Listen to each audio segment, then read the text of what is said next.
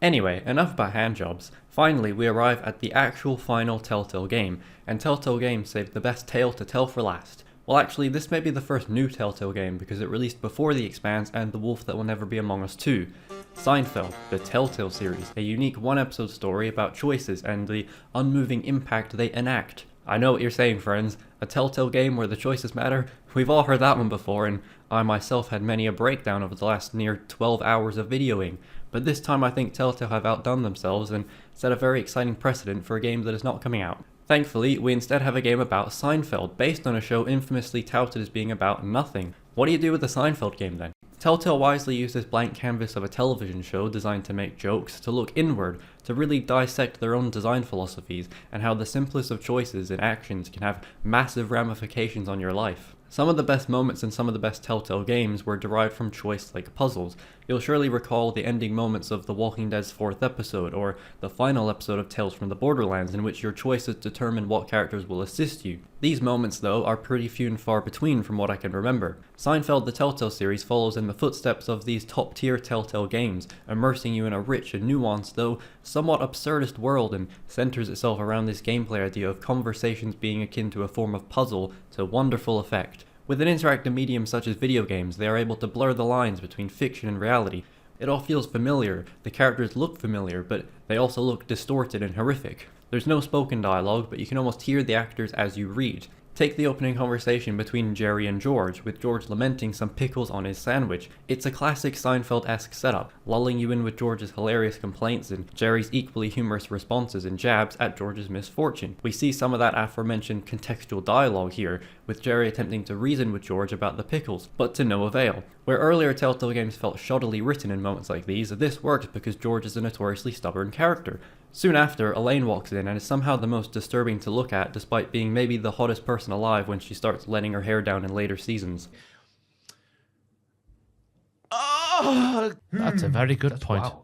Jerry is then tasked with taking Elaine's friend Liz out on a date, to displace attention from Elaine until she can set Liz up with someone else. Unfortunately for Liz, Jerry recognizes her picture and it's revealed that she cut him in line earlier at the deli. Jerry would never date a cutter, but the choice has already been made, and like many a Telltale game before, we may have to just accept certain choices are out of our control for the sake of thrusting the narrative. Jerry, however, takes exception to this, and you were given an interesting choice to lash out at Elaine and then George.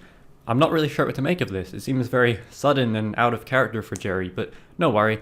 Much like any other Telltale game where dialogue doesn't really match the scene's pace, things immediately de-escalate and we're right back on track. I'm sure it's a one-off thing. To an appropriate amount of appreciative applause, Kramer then walks in, as he often does, with some wacky plan. Today he needs a rake for a communal farm, having already ripped up his flooring and laying dirt. Once again, Jerry seemingly lets his mask slip, and you can cuss Kramer out for being such a goddamn idiot. Why would Jerry even have a rake? Eventually, if you continue with such abrupt rage, Larry David himself calls cut on the apparent scene, and Jerry is promptly fired from the show Seinfeld. Thus starts an endless cycle, well, 20 years, signaling Jerry's fall from grace after several failed B-movie sequels. There's no indication of what day it is. Every day is probably like this for Jerry now, as he lays hapless on the cold ground next to the dumpster he calls home. On this fateful day, Jerry decides to use the remaining $100 that he siphoned from his charity for blind orphans to buy some drugs, either crack or meth. Jerry is short $1, so is prompted by the drug dealer Denny to kill a random man for it. And that random man turns out to be Kramer. There's no moment of hesitation from Jerry, as he quickly and ruthlessly murders his old friend and stands before his bloodle. With crack acquired, Jerry drifts off into the void, and the story concludes. True ending.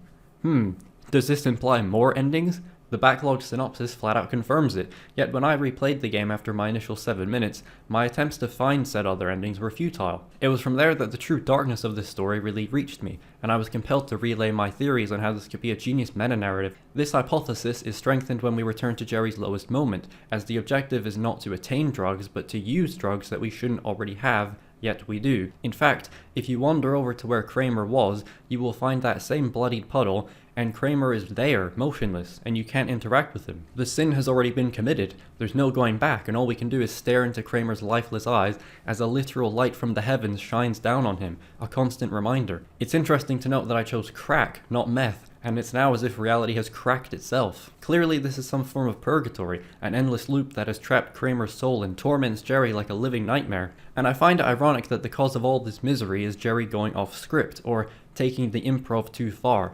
That's what starts all of this, much like how many of my frustrations were due to the games not accounting for my going off script. But is it really Jerry taking a stand to this rigid game design, figuratively embodied by Elaine, or is it us forcing Jerry's hand to deliver the knife into Kramer? Telltale essentially give us the option to go off script, to actually fail for once in a meaningful way that can't be undone, letting us see the consequences of our actions, which is what we've always wanted. And sometimes it leads to a place we'd regret ending up in. You have no choice but to give in when George asks if Jerry really means this tirade. All you can do is select yes, because this is what you wanted, right? It's wonderful to see Telltale dive so deep, really take some big swings that we haven't seen since the likes of The Walking Dead's first season, and I'm not even sure I've come close to reaching the bottom of their experimental and creative totem pole that is this video game about nothing. I hope you enjoyed my cherry on top of this excessively long video that really should have just been a standalone video on The Walking Dead Season 1. See you next year, not that I'm sure what year it will even be when the video's finally out.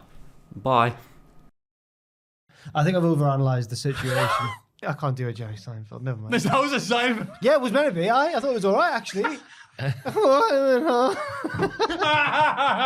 my god, yeah. What about aeroplane food, yeah? Yeah. Hey, what's the deal? Do I sound like the You sound more like the nerd off Simpsons. Oh, I thought I sounded like the teenager from The Simpsons. Hello, Mr. Simpson. Yeah. Yeah, that episode where Homer goes, Jerry Seinfeld, what are you doing here? Life's too short for this, isn't it?